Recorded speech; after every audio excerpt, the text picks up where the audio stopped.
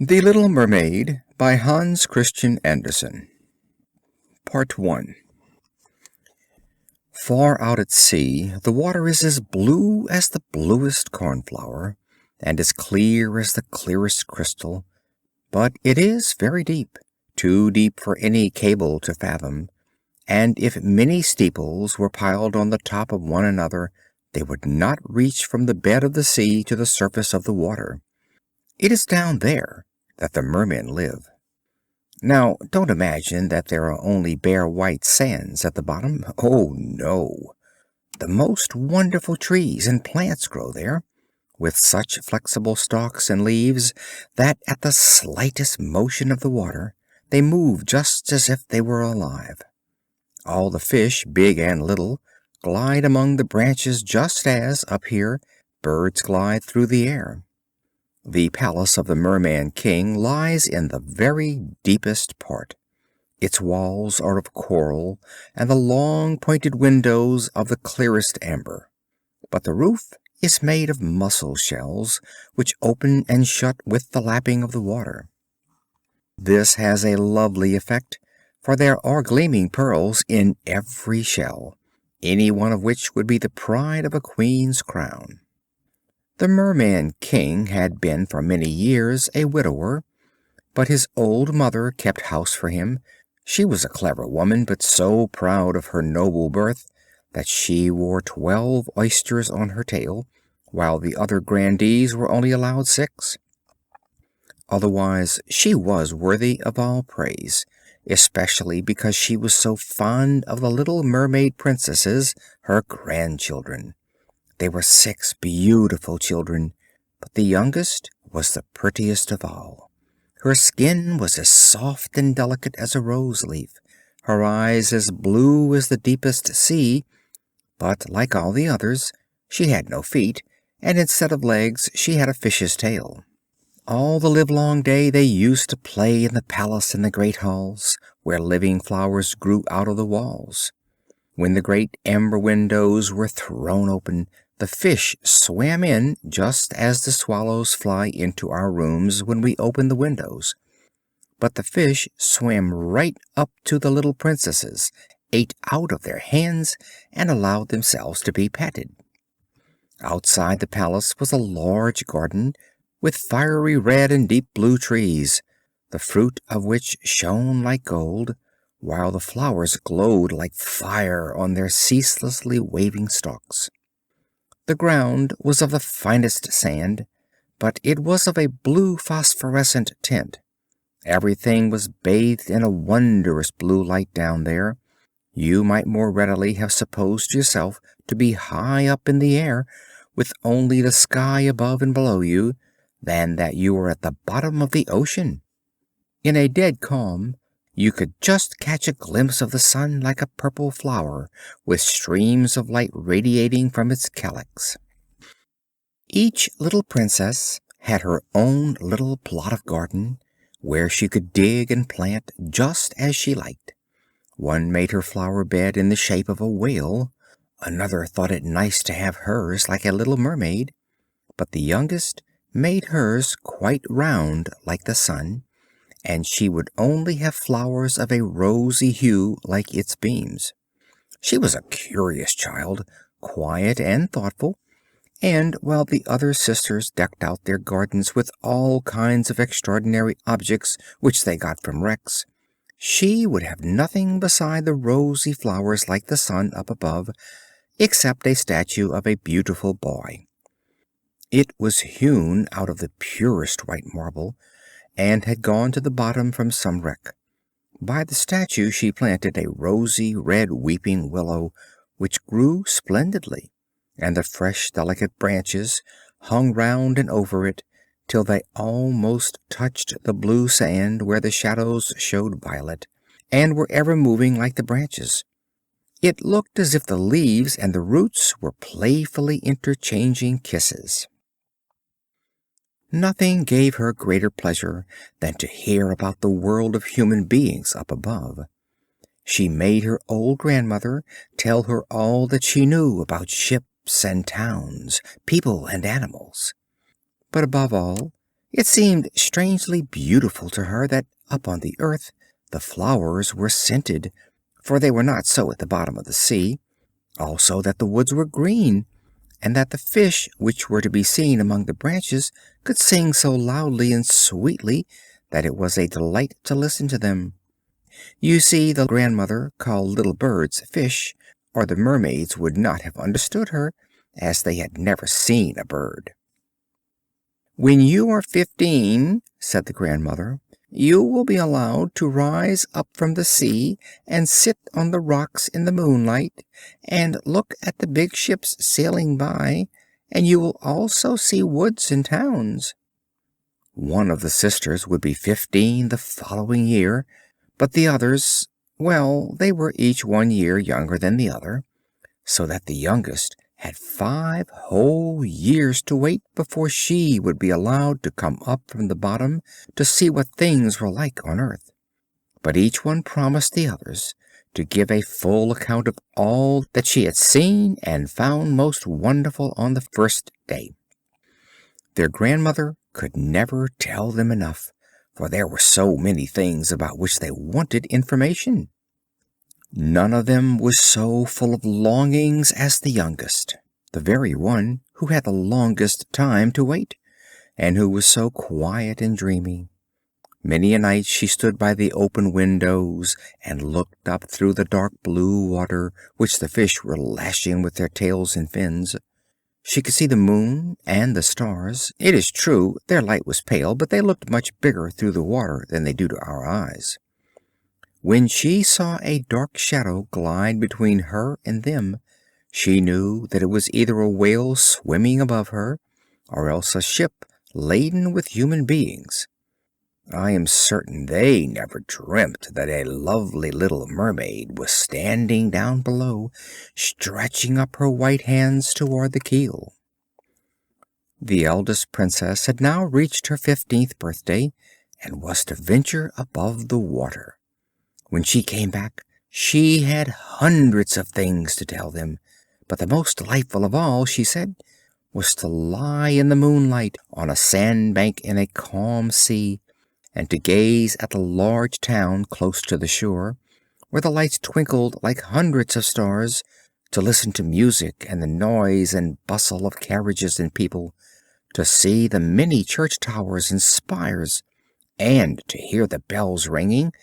And just because she could not go on shore, she longed for that most of all. Oh, how eagerly the youngest sister listened! And when, later in the evening, she stood at the open window and looked up through the dark blue water, she thought of the big town with all its noise and bustle, and fancied that she could even hear the church bells ringing. The year after, the second sister was allowed to mount up through the water and swim about wherever she liked. The sun was just going down when she reached the surface, the most beautiful sight she thought that she had ever seen. The whole sky had looked like gold, she said, and as for the clouds, well, their beauty was beyond description. They floated in red and violet splendor over her head, and far faster than they went, a flock of wild swans flew like a long white veil over the water toward the setting sun. She swam toward it, but it sank, and all the rosy light on clouds and water faded away. The year after that, the third sister went up, and being much the most venturesome of them all, swam up a broad river which ran into the sea. She saw beautiful green vine-clad hills, palaces, and country seats peeping through splendid woods. She heard the birds singing, and the sun was so hot that she was often obliged to dive to cool her burning face. In a tiny bay she found a troop of little children running about naked and paddling in the water. She wanted to play with them, but they were frightened and ran away. Then a little black animal came up. It was a dog, but she had never seen one before. It barked so furiously at her that she was frightened and made for the open sea. She could never forget the beautiful woods, the green hills, and the lovely children who could swim in the water, although they had no fishes' tails. The fourth sister was not so brave. She stayed in the remotest part of the ocean, and, according to her account, that was the most beautiful spot. You could see for miles and miles around you, and the sky above was like a great glass dome. She had seen ships, but only far away, so that they looked like seagulls. There were grotesque dolphins turning somersaults, and gigantic whales squirting water through their nostrils like hundreds of fountains on every side. Now the fifth sister's turn came. Her birthday fell in the winter, so that she saw sights that the others had not seen on their trips. The sea looked quite green, and large icebergs were floating about, each one of which looked like a pearl, she said, but was much bigger than the church towers built by men. They took the most wonderful shapes, and sparkled like diamonds. She had seated herself on one of the largest, and all the passing ships sheered off in alarm when they saw her sitting there with her long hair streaming loose in the wind. In the evening the sky became overcast with dark clouds. It thundered and lightened, and the huge icebergs, glittering in the bright lightning, were lifted high into the air by the black waves. All the ships shortened sail, and there was fear and trembling on every side, but she sat quietly on her floating iceberg, watching the blue lightning flash in zigzags down onto the shining sea. The first time any of the sisters rose above the water, she was delighted by the novelties and beauties she saw, but once grown up and at liberty to go where she liked, she became indifferent and longed for her home. In the course of a month or so they all said that after all their own home in the deep was best. It was so cozy there. Many an evening the five sisters, interlacing their arms, would rise above the water together. They had lovely voices, much clearer than any mortal, and when a storm was rising and they expected ships to be wrecked, they would sing in the most seductive strains of the wonders of the deep, bidding the seafarers have no fear of them. But the sailors could not understand the words. They thought it was the voice of the storm, nor could it be theirs to see this Elysium of the deep, for when the ship sank they were drowned, and only reached the merman's palace in death. When the elder sisters rose up in this manner, arm in arm, in the evening, the youngest remained behind quite alone, looking after them as if she must weep. But mermaids have no tears, and so they suffer all the more.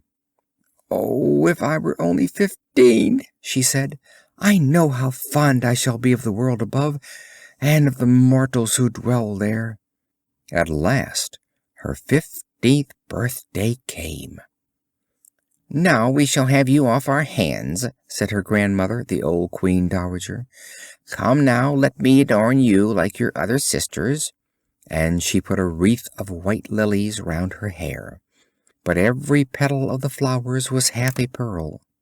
Then the old Queen had 8 oysters fixed on to the Princess's tail to show her high rank. "But it hurts so," said the little mermaid. "You must endure the pain for the sake of the finery," said her grandmother. But oh, how gladly would she have shaken off all this splendor, and laid aside the heavy wreath. Her red flowers in her garden suited her much better, but she did not dare to make any alteration. "Goodbye," she said, and mounted as lightly and airily as a bubble through the water. The sun had just set when her head rose above the water, but the clouds were still lighted up with a rosy and golden splendor, and the evening star sparkled in the soft pink sky. The air was mild and fresh, and the sea as calm as a mill pond. A big 3-masted ship lay close by, with only a single sail set, for there was not a breath of wind, and the sailors were sitting about the rigging, on the cross trees, and at the mastheads. There was music and singing on board, and as the evening closed in, hundreds of gaily colored lanterns were lighted. They looked like the flags of all nations waving in the air. The little mermaid swam right up to the cabin windows, and every time she was lifted by the swell, she could see through the transparent panes crowds of gaily dressed people. The handsomest of them all was the young prince with large dark eyes. He could not be much more than 16, and all these festivities were in honor of his birthday. The sailors danced on deck, and when the prince appeared among them, hundreds of rockets were let off, making it as light as day, and frightening the little mermaid so much that she had to dive under the water. She soon ventured up again, and it was just as if all the stars of heaven were falling in showers round about her. She had never seen such magic fires. Great suns whirled round, gorgeous firefish hung in the blue air, and all was reflected in the calm and glassy sea. It was so light on board the ship that every little rope could be seen, and the people still better. Oh, how handsome the prince was! How he laughed and smiled as he greeted his guests, while the music rang out in the quiet night. It got quite late, but the little mermaid could not take her eyes off the ship and the beautiful prince. The colored lanterns were put out, no more rockets were sent up, and the cannon had ceased its thunder. But deep down in the sea there was a dull murmuring and moaning sound. Meanwhile she was rocked up and down on the waves so that she could look into the cabin, but the ship got more and more way on, sail after sail was lifted by the wind, the waves grew stronger, great clouds gathered, and it lightened in the distance. Oh, there was going to be a fearful storm, and soon the sailors had to shorten sail. The great ship rocked and rolled as she dashed over the angry sea.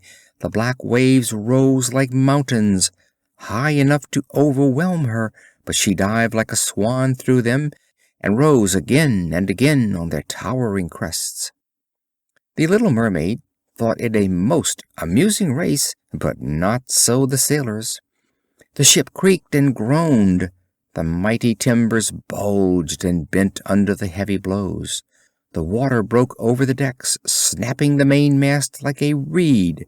She heeled over on her side, and the water rushed into the hold. Now the little mermaid saw that they were in danger, and she had for her own sake to beware of the floating beams and wreckage. One moment it was so pitch dark that she could not see at all, but when the lightning flashed it became so light that she could see all on board. Every man was looking out for his own safety as best he could, but she more particularly followed the young prince with her eyes, and when the ship went down she saw him sink in the deep sea. At first she was quite delighted, for now he was coming to be with her, but then she remembered that human beings could not live under water, and that only if he were dead could he go to her father's palace. No, he must not die! So she swam toward him all among the drifting beams and planks, quite forgetting that they might crush her. She dived deep down under the water and came up again through the waves, and at last reached the young prince just as he was becoming unable to swim any further in the stormy sea.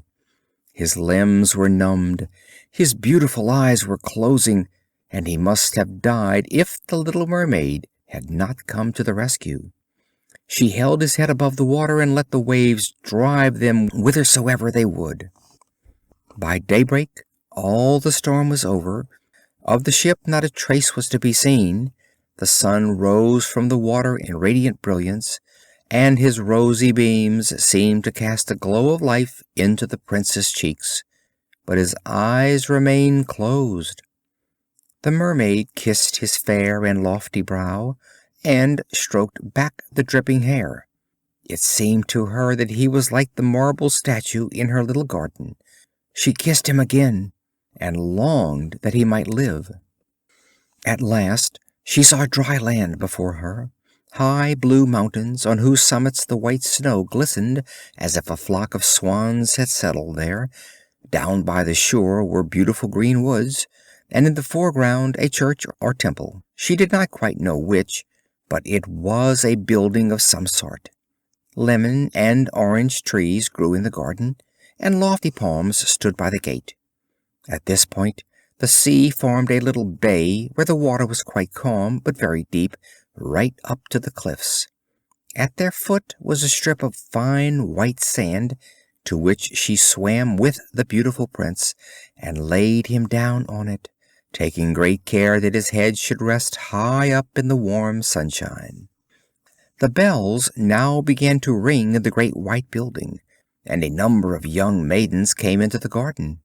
Then the little mermaid swam further off behind some high rocks, and covered her hair and breast with foam, so that no one should see her face, and then she watched to see who would discover the poor prince. End of Part 1. Part 2. It was not long before one of the maidens came up to him.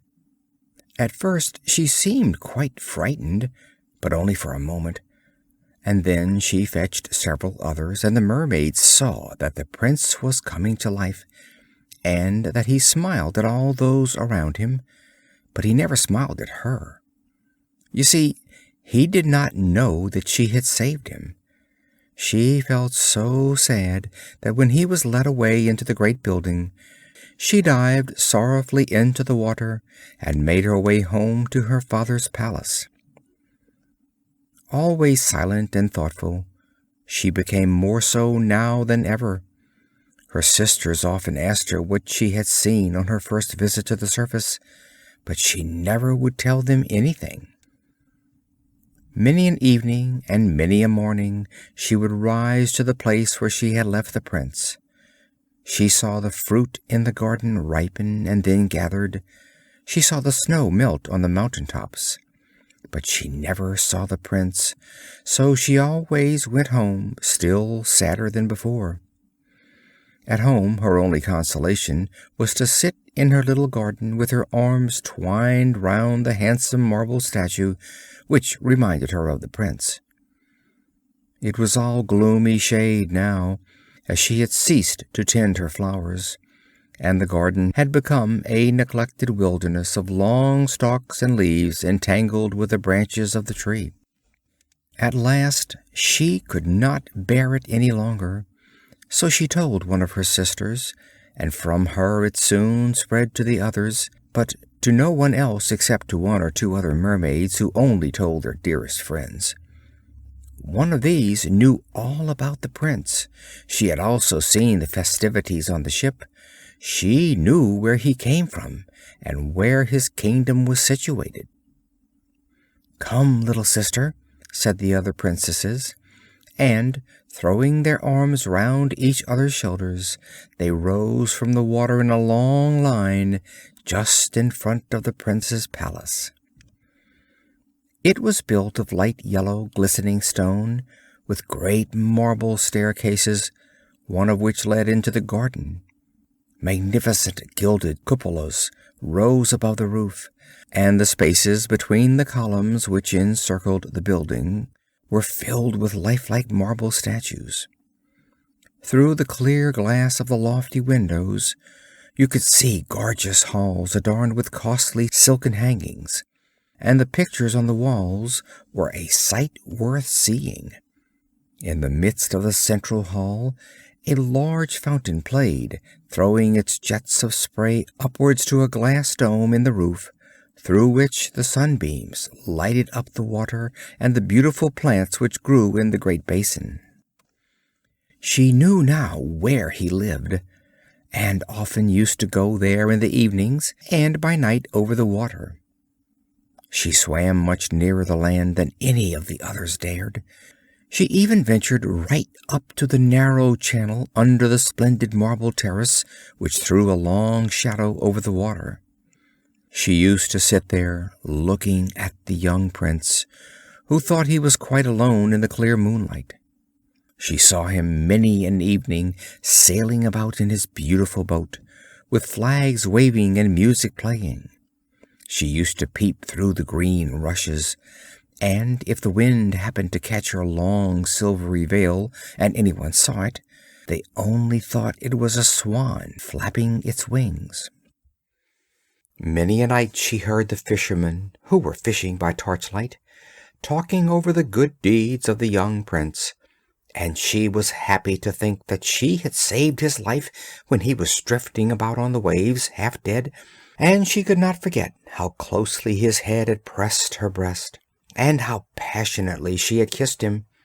But he knew nothing of all this, and never saw her even in his dreams. She became fonder and fonder of mankind, and longed more and more to be able to live among them.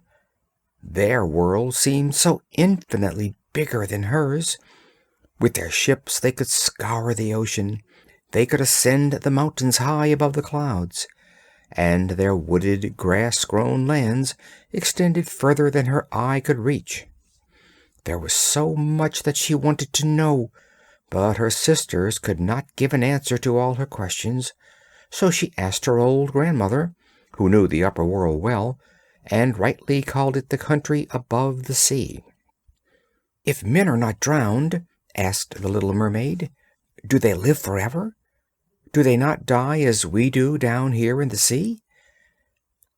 "Yes," said the old lady, "they have to die too, and their lifetime is even shorter than ours. We may live here for 300 years, but when we cease to exist, we become mere foam on the water, and do not have so much as a grave among our dear ones. We have no immortal souls. We have no future life. We are just like the green seaweed, which, once cut down, can never revive again. Men, on the other hand, have a soul which lives forever, lives after the body has become dust. It rises through the clear air, up to the shining stars, just as we rise from the water to see the land of mortals.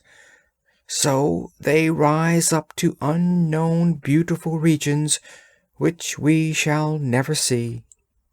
"Why do we have no immortal souls?" asked the little mermaid sadly.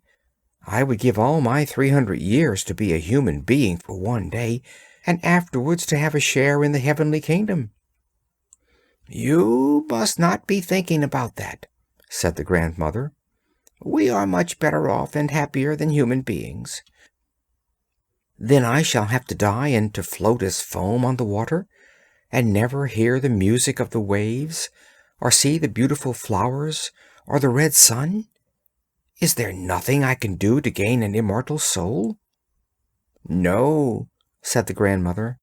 "Only if a human being so loved you that you were more to him than father or mother, if all his thoughts and all his love were so centered in you that he would let the priest join your hands and would vow to be faithful to you here and to all eternity, then your body would become infused with his soul. Thus, and only thus, could you gain a share in the felicity of mankind. He would give you a soul while yet keeping his own, but that can never happen. That which is the greatest beauty in the sea, your fish's tail, is thought hideous upon earth. So little do they understand about it. To be pretty there, you must have 2 clumsy supports, which they call legs." Then the little mermaid sighed and looked sadly at her fish's tail. "Let us be happy," said the grandmother. "We will hop and skip during our 300 years of life. It is surely a long enough time, and after it is over we shall rest all the better in our graves. There is to be a court ball tonight." This was a much more splendid affair than we ever see on earth. The walls and the ceiling of the great ballroom were of thick but transparent glass. Several hundreds of colossal mussel shells, rose red and grass green, were ranged in order round the sides, holding blue lights, which illuminated the whole room and shone through the walls, so that the sea outside was quite lit up. You could see countless fish, great and small, swimming towards the glass walls, some with shining scales of crimson hue, while others were golden and silvery. In the middle of the room was a broad stream of running water, and on this the mermaids and mermen danced to their own beautiful singing. No earthly beings have such lovely voices. The little mermaid sang more sweetly than any of them, and they all applauded her. For a moment she felt glad at heart, for she knew that she had the finest voice either in the sea or on land. But she soon began to think again about the upper world. She could not forget the handsome prince, and her sorrow in not possessing, like him, an immortal soul. Therefore she stole out of her father's palace, and, while all within was joy and merriment, she sat sadly in her little garden.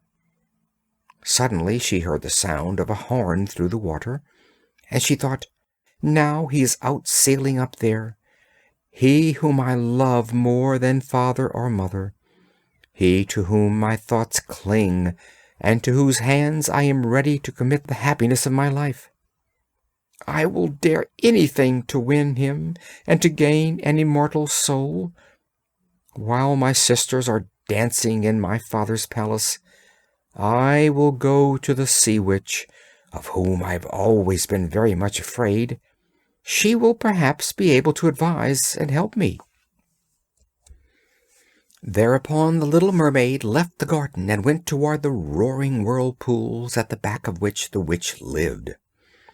She had never been that way before.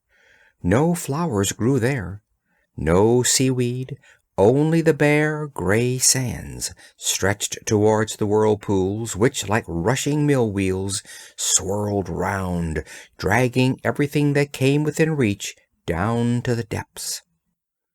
She had to pass between these boiling eddies to reach the witch's domain, and for a long way the only path led over warm, bubbling mud, which the witch called her peat bog. Her house stood behind this in the midst of a weird forest. All the trees and bushes were polyps, half animal and half plant. They looked like 100-headed snakes growing out of the sand. The branches were long, slimy arms, with tentacles like wriggling worms, every joint of which, from the root to the outermost tip, was in constant motion. They wound themselves tightly round whatever they could lay hold of and never let it escape.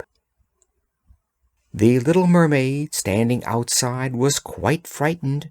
Her heart beat fast with terror, and she nearly turned back. But then she remembered the prince and the immortal soul of mankind, and took courage.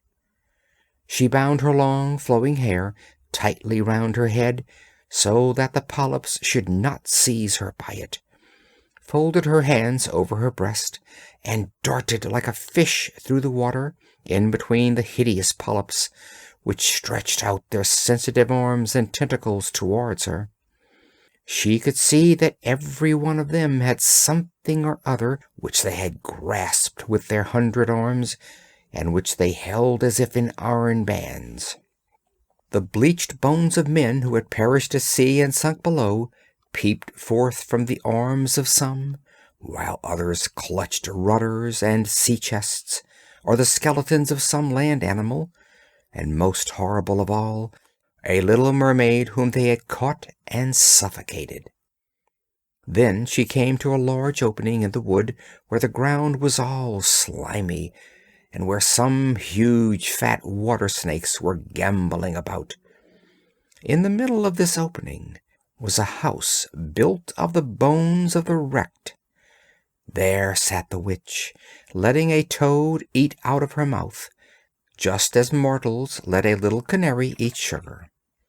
She called the hideous water snakes her little chickens, and allowed them to crawl about on her unsightly bosom. "I know very well what you have come here for," said the witch. "It is very foolish of you. All the same, you shall have your way, because it will lead you into misfortune, my fine princess.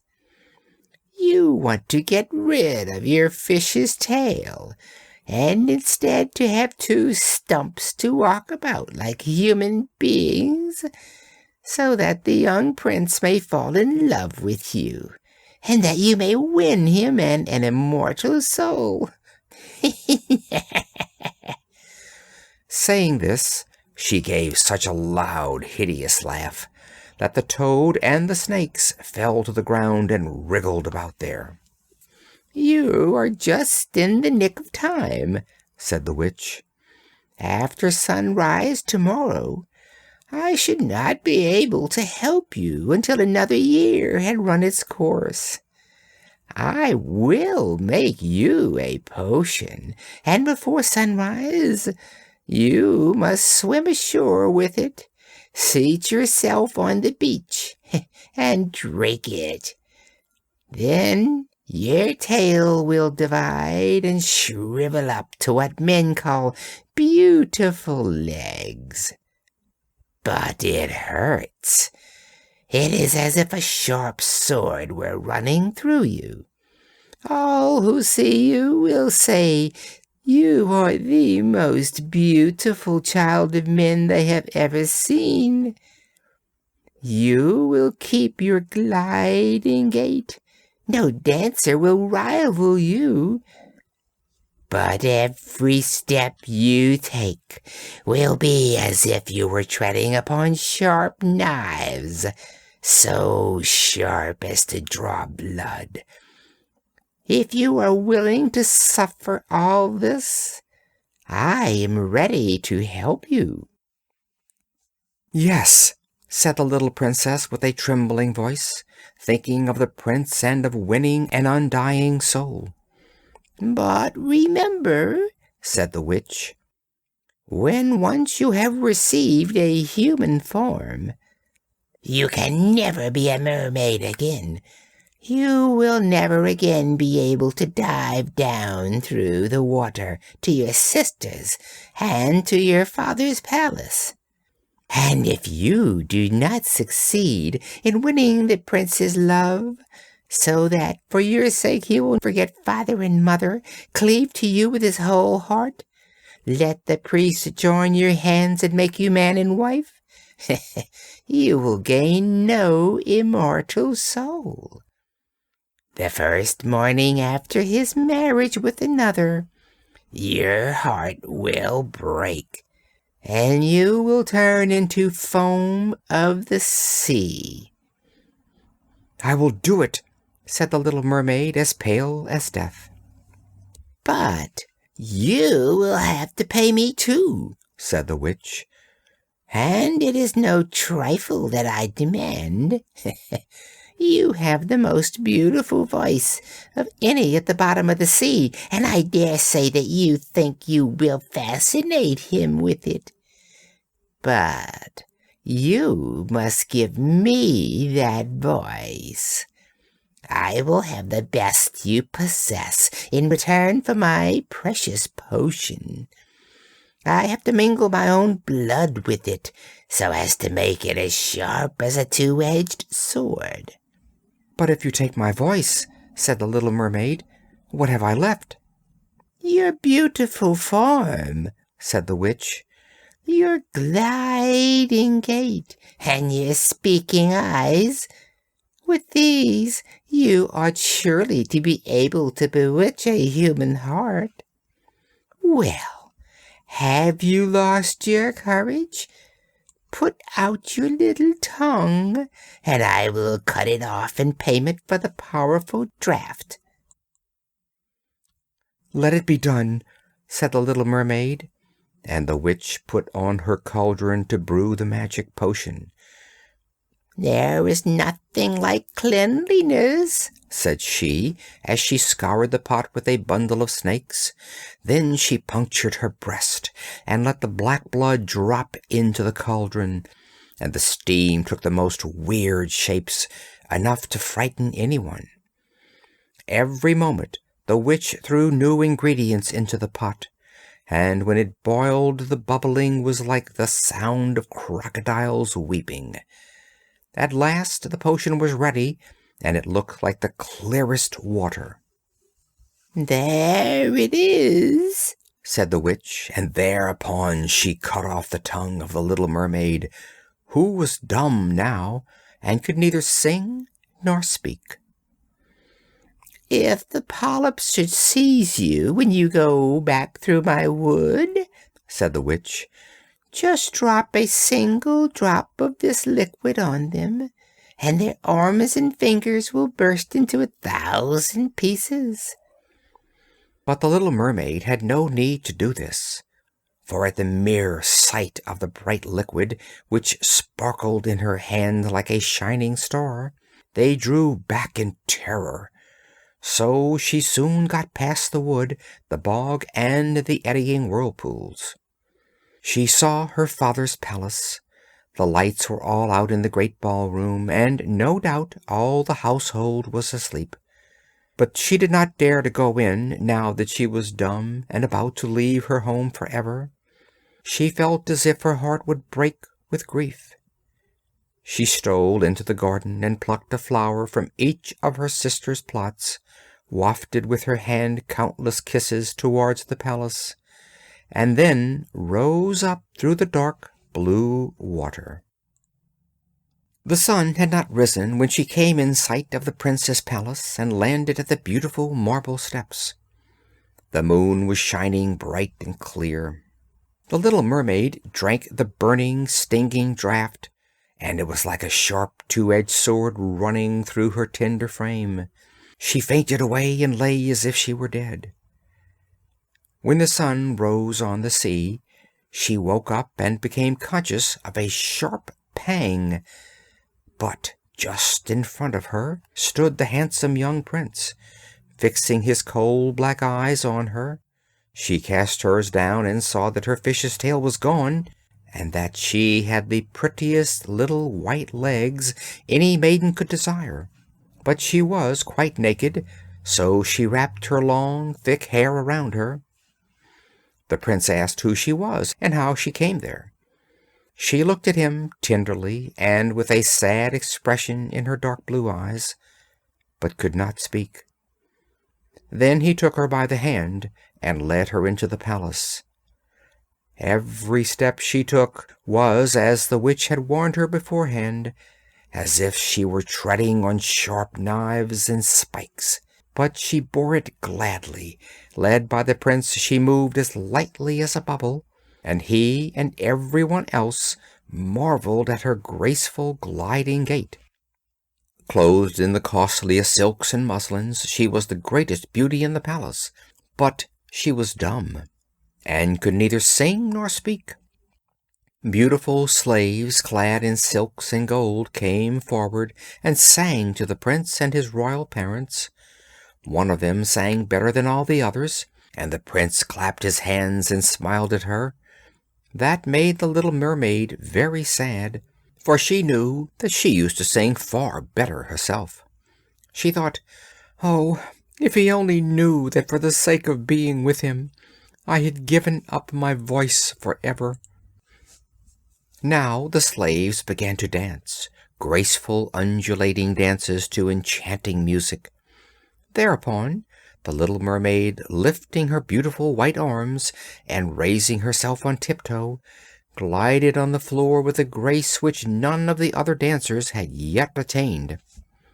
With every motion her grace and beauty became more apparent, and her eyes appealed more deeply to the heart than the songs of the slaves. Every one was delighted with it, especially the prince, who called her his little foundling, and she danced on and on, notwithstanding that every time her foot touched the ground it was like treading on sharp knives. The prince said that she should always be near him, and she was allowed to sleep outside his door on a velvet cushion. End of Part 2. Part 3.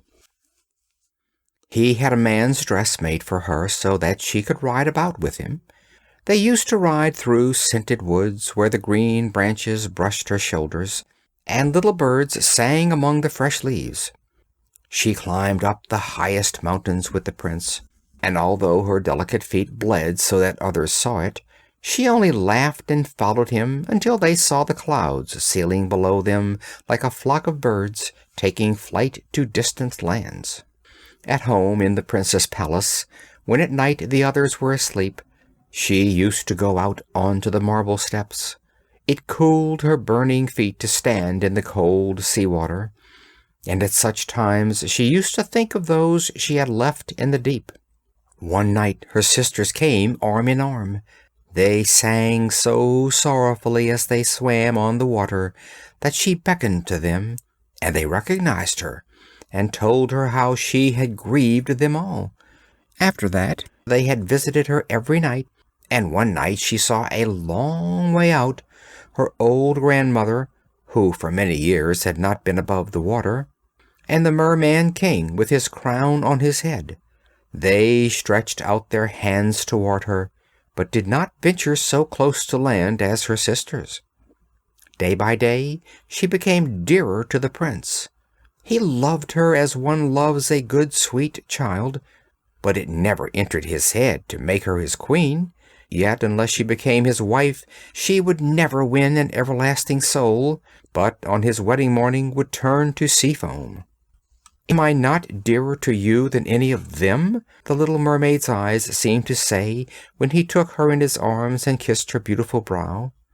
"Yes, you are the dearest one to me," said the prince, "for you have the best heart of them all, and you are fondest of me.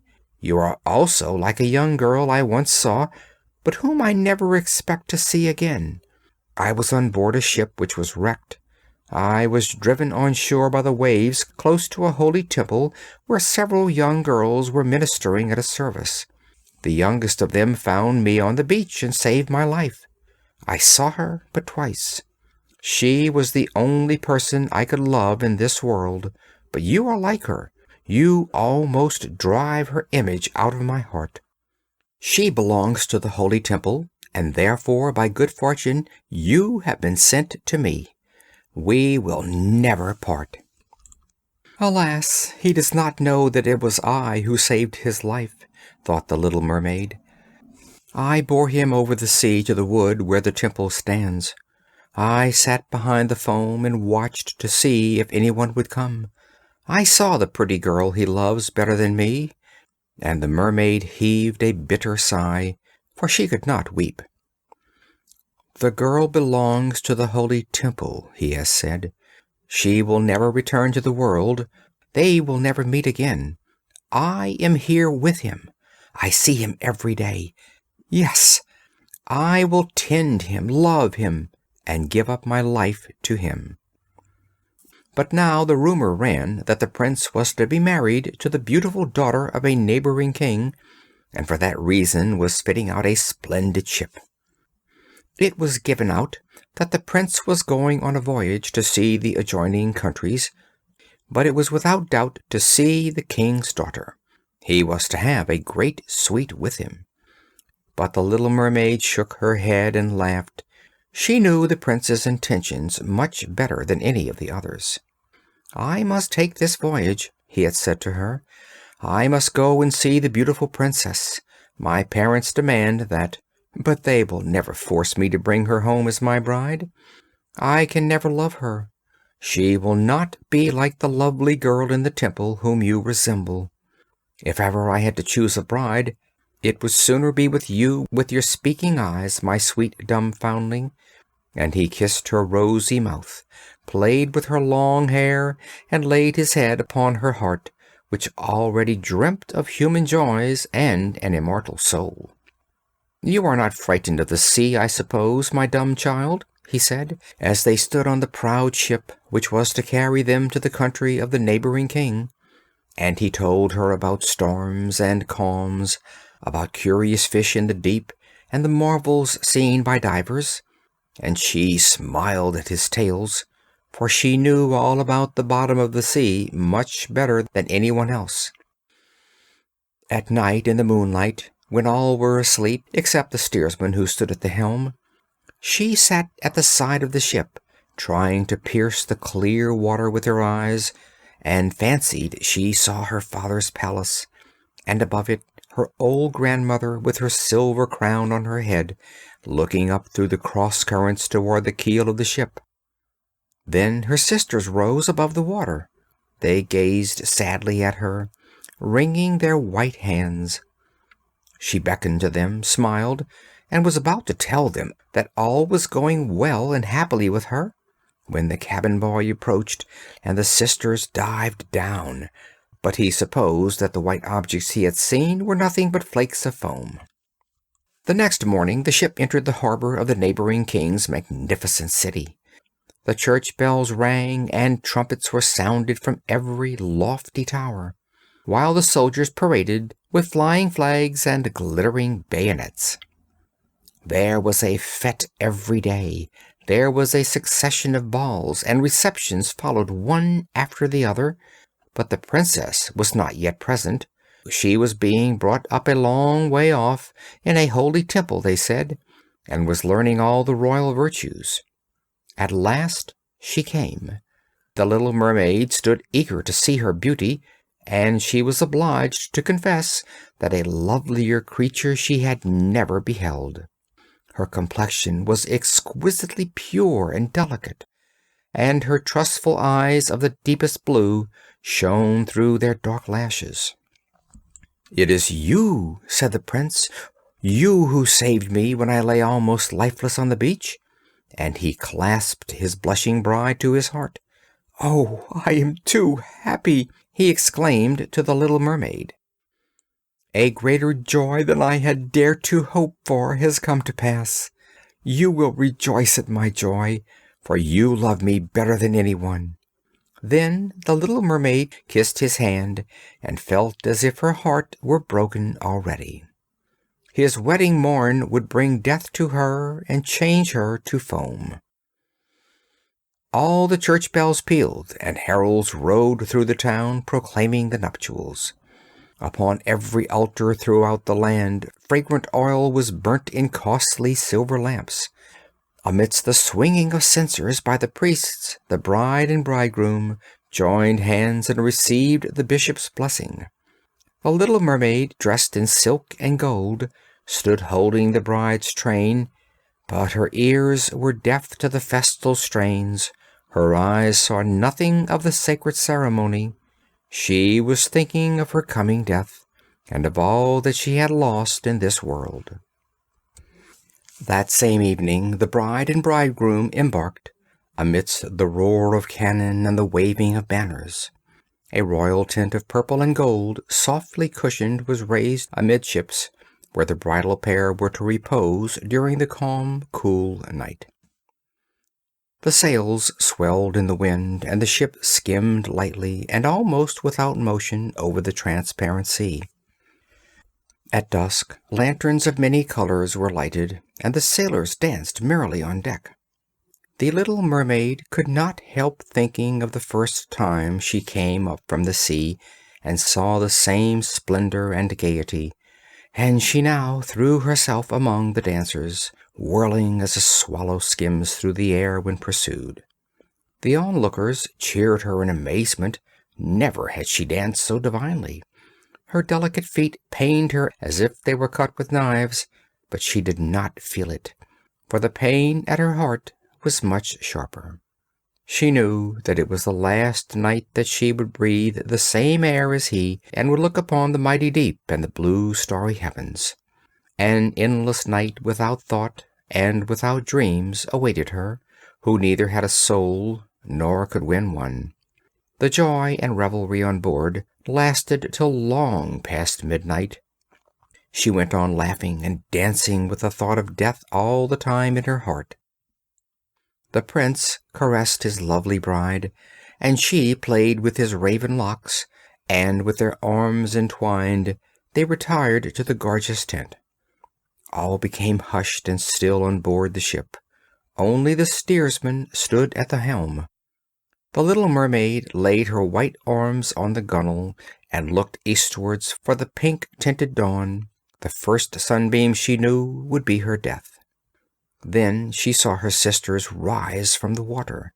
They were as pale as she was. Their beautiful long hair no longer floated on the breeze, for it had been cut off. "We have given it to the witch to obtain her help, so that you may not die tonight. She has given us a knife. Here it is. Look how sharp it is. Before the sun rises, you must plunge it into the prince's heart, and when his warm blood sprinkles your feet, they will join together and grow into a tail, and you will once more be a mermaid.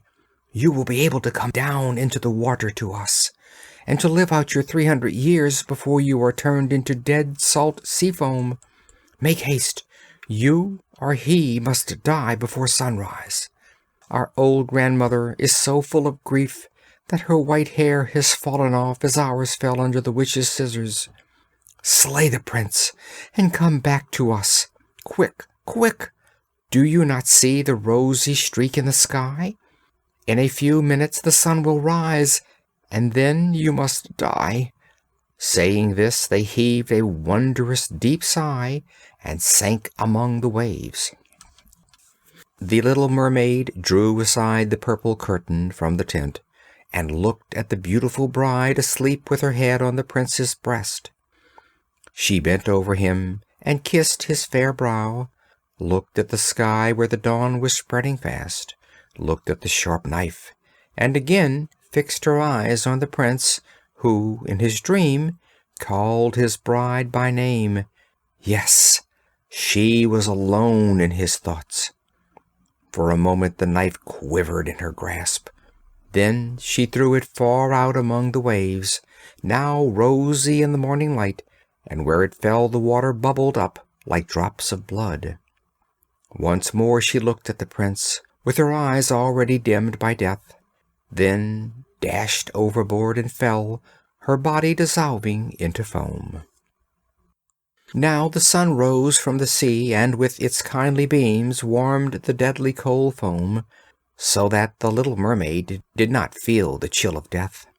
She saw the bright sun, and above her floated hundreds of beauteous ethereal beings, through which she could see the white ship and the rosy heavens. Their voices were melodious, but so spirit-like that no human ear could hear them any more than earthly eye could see their forms. Light as bubbles, they floated through the air without the aid of wings. The little mermaid perceived that she had a form like theirs. It gradually took shape out of the foam. "To whom am I coming?" said she, and her voice sounded like that of the other beings, so unearthly in its beauty that no music of ours could reproduce it. "To the daughters of the air," answered the others.